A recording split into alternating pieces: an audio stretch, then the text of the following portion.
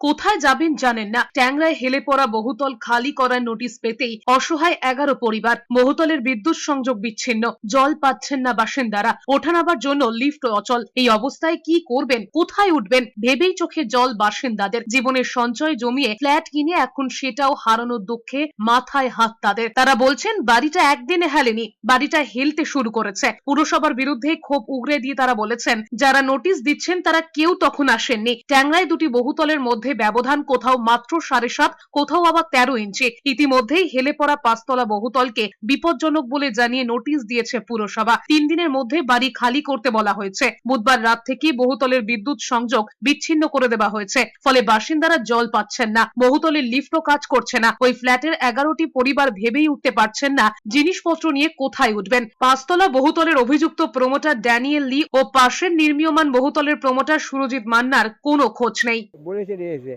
কিন্তু সেটা হলেও তো আমাদের এখন সত্যি হলে আমাদের তো জায়গা দিতে হবে। তো আমরা বিনা পয়সায় জায়গা চাই। আমরা কোথায় পয়সা পাবো যে জায়গা নিয়ে আমরা যাবো? কোনো জায়গায় ভাড়ায় নেবো কিংবা নেবো?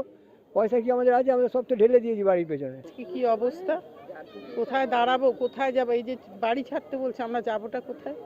আর আমাদের এমন ক্ষমতা নেই যে ভাড়া দিয়ে থাকবো। আমরা কখনো আমরা ডিটেলস লিস্ট পাই না যে কোন বাড়ি কতটা স্যাংশন বা কতটা স্যাংশন না, এটা বিল্ডিং ডিপার্টমেন্টের কাছে থাকে।